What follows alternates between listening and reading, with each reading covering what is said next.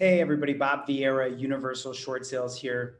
So ATTOM Data Solutions, who is a really popular, really large real estate data solutions provider, just came out with their August 2022 foreclosure report. So here's an article. I figured I'd run through it with you guys. I found some really interesting stuff that I think will help a lot of you real estate investors and agents out there. So as you can see, the headline says it all.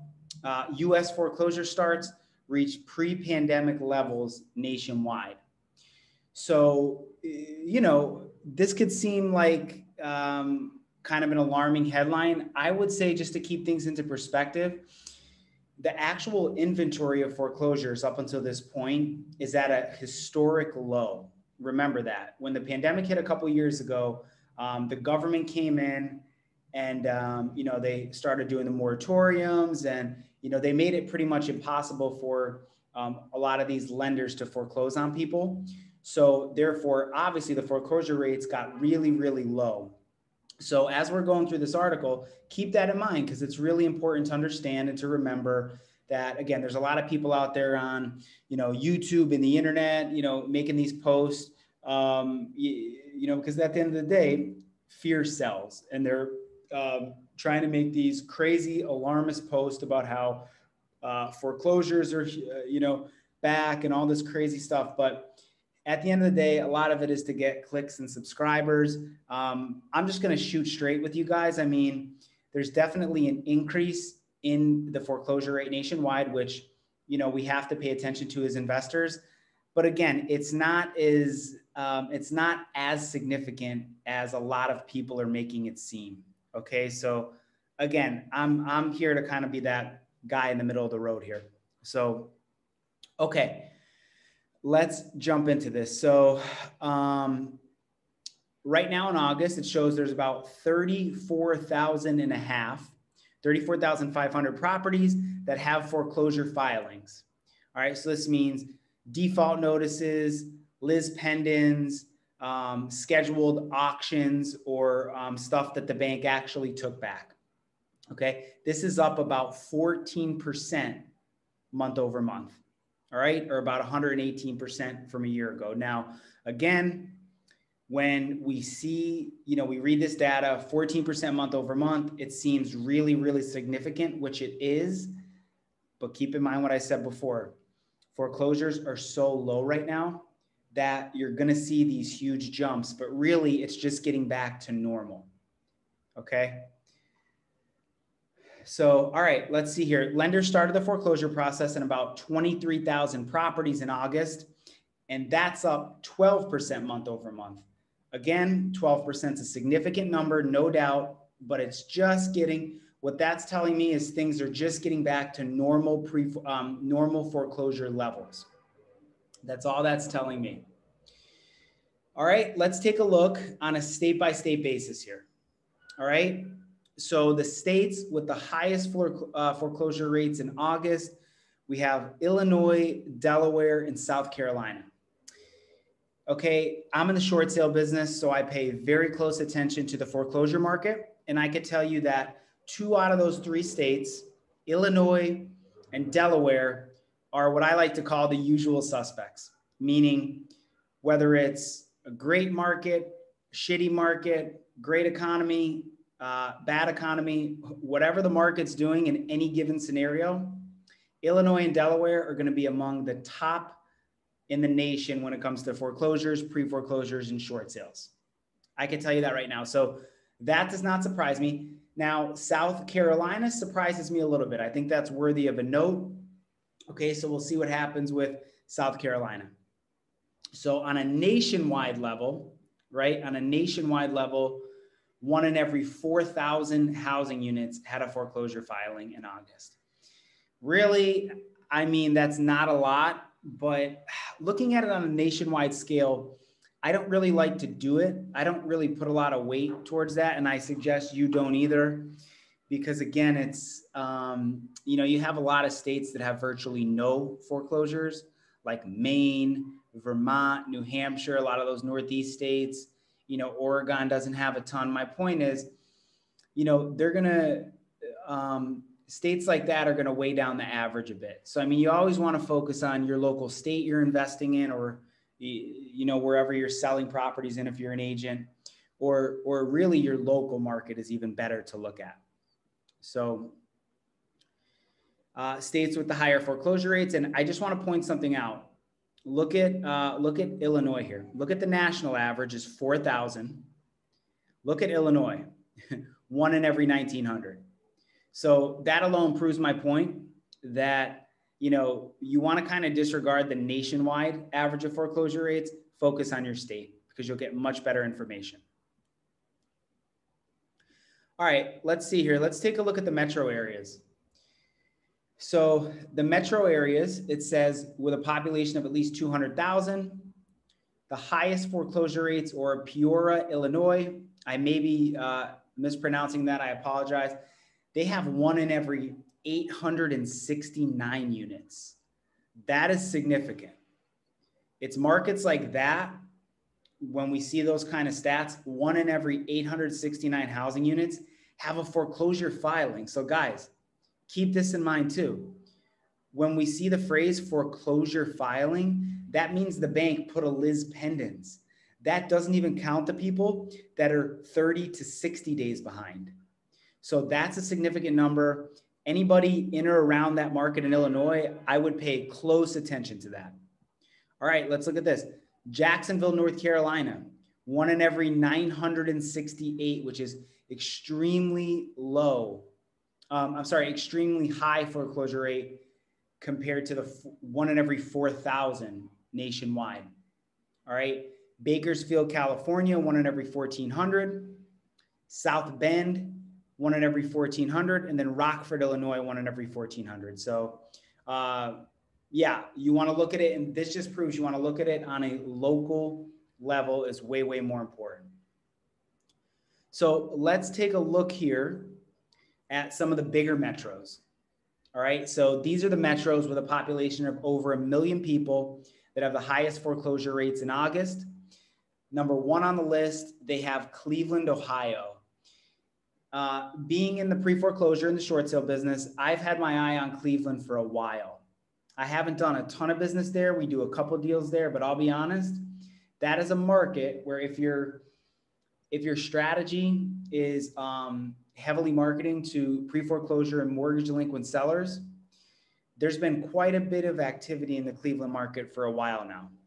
So that's something to pay attention to. Number 2, a very close second we see here is Chicago. Chicago is a usual suspect, as I like to call. Chicago always has a heavy inventory of pre-foreclosure leads. Jacksonville, Florida, number 3, 1 in every 2,000. Riverside, California, okay, 1 in every 2,000. Now, Riverside, California is among the highest pre-foreclosures in the state of California always. They always have a really high inventory of pre-foreclosures. So if you're operating in and around that Riverside market, you want to pay attention to that. There's going to be some opportunity to get deals there, okay? And then Orlando, Florida, comes in at around 1 in every 2,400. So those are the metros with over 1 million. Let's move on to foreclosure completions, increased 28% month over month. So like we said before, the foreclosure filings are up around 14% month over month. The actual completion of foreclosures are up 28%. Now, here we go. I'm going to jump in and give you an asterisk. That 28%, it looks scary. It looks terrifying. Holy shit, everybody's freaking out. Here come the foreclosures. Hang on. Everything is relative. Foreclosure completions are so high because the government made it so that banks have 2 years, especially banks in judicial states like Pennsylvania, Jersey, Florida, those are judicial states. They have an inventory of pre-foreclosure leads backed up to the guilds. So now they're finally able to foreclose. That's why the completion numbers are jumping. Okay, so I wouldn't make too much of that statistic yet. Don't get too excited, but it's not insignificant, but I would just stay middle of the road about it and we'll see where it goes from here. But again, you're going to see more of those numbers. It's not that big of a deal yet. It's not that big of a deal yet. These banks are backed up with people that are not paying, that they have to get this bad debt off their books. So they're rushing to foreclose as quickly as possible, right? So let's see what the CEO of ATTOM Data says right here. Let's see his take on it. Repossessions are likely to continue running below pre-pandemic levels for several reasons. Most importantly, over 90% of borrowers in foreclosure have equity in their houses, okay? I don't think it's 90. I probably disagree with him a little bit there. I don't know where he's getting those stats. A lot of people have equity. Markets are hot, but I don't know, man. I think a lot of people discount. I'm sorry. I know I'm cutting into his sentence here, but a lot of people, when it comes to equity, I think a lot of people forget that there's tons of people with home equity lines of credits, secondary mortgages on the property, which eat up equity. And a big thing that no one ever talks about when it comes to equity, people look at ARVs. So let's say someone has a mortgage balance of 200,000, and then you go on Zillow and you look at the Zestimate is 250. Just by that, just giving it the eye test, you're going to say, oh, cool, that person has around 50K of equity, give or take. But that's not always true. If that person falls behind on their mortgage, the chances are that they're letting their property dilapidate. If the property dilapidates and gets in worse condition, the value of that property is going to decrease. So that eats up a lot of people's equity. And I know firsthand, trust me, I am in the short sale business. We do this for a living every day. There's a lot of people that we do short sales on that are in very hot markets, in very hot neighborhoods where the values are skyrocketing, but the actual physical property dilapidates, the people let it go, and that eats up the equity. Okay, so 90%, you know, maybe, I don't know. I would probably have to disagree with that though. All right, let's continue. And would benefit from selling these properties at a profit rather than risking losing everything to foreclosure auction or a lender repossession. So to translate what he's saying is he thinks that a lot of the bank repossessions and foreclosures are going to stay relatively low because a lot of people that are facing foreclosure have the equity to sell. So I think largely that's true, but it's not the case for a lot of people. Again, I think 90% is an over-exaggeration. We'll see what happens though. It's really early, guys. It's really early. All right, the states that had the greatest number of REOs in the month of August include Illinois, number 1, which again is no surprise to me. New York, number 2, which really no surprise. New York is always up there, especially areas like Suffolk County, typically loaded with foreclosures and pre-foreclosure leads. Michigan, number 3, Pennsylvania, and then California. Among those major metros with a population that's over 1 million, all right, the greatest increases were Kansas City, Missouri. That one's a little bit of a shock, I have to be honest. Kansas City, Missouri, number 1, which is up 967%.